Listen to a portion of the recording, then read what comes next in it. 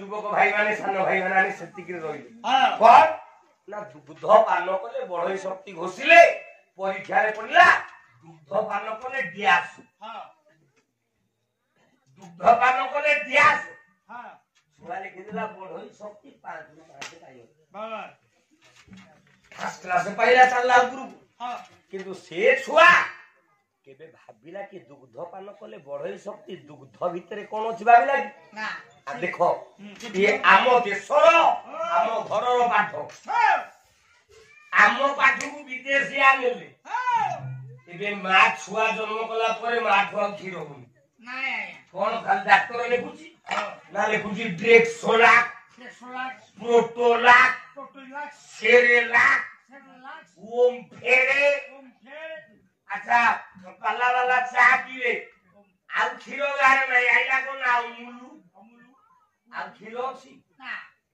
ବିଦେଶିଆଙ୍କ ଓମଫେଡକୁ ଆମେ ଭଲ ପାଇଲୁ କାହିଁକି ସେ କଣ ଓମଫେଡେ ମିଶୁକୁ ଦେଇଛି ନା କ୍ଷୀରକୁ ଘାଣ୍ଟିଲେ ବାହାରିବ ସର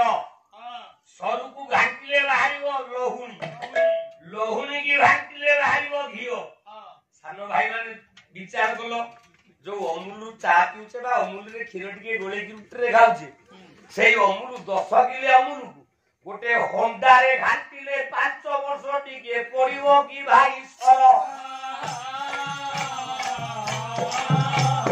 ବିଦେଶୀ ଆମକୁ ଯେ କରିଲେ ବିଦେଶୀ ଆମକୁ ଖୁଆଇଲେ ଆମ ଜିନିଷ ନେଇ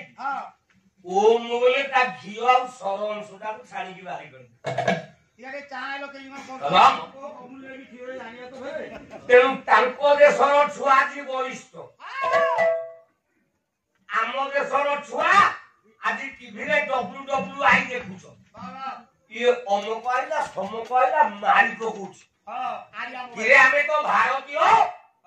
ଆମ ପାଖେ ତ ଏତେ ରତ୍ନ ଅଛି ତାହେଲେ ଆମ ଭାରତୀୟ କିଆ WWI ରେ ଚମ୍ପିଆନ ନ ହୋଇଲେ ଆମ ଖାଇବା କ୍ଷୀରରେ ଓମ ନାହିଁ ବୋଲେ ଆମ ଦେଶ ଖାଇବାରେ ଓମ ବୋଲେ ସାର ନାହିଁ ମାନେ କହ ତମ ବାଲ୍ୟ କାଳରେ ଯୋଉ ବାଲିର ଯୋଉ କାଲିସି ଶାଗ ଖାଉଥିଲ ଗୁଣ୍ଡା ପକେଇ ଯେତିକି ଭିଟାମିନ ଥିଲା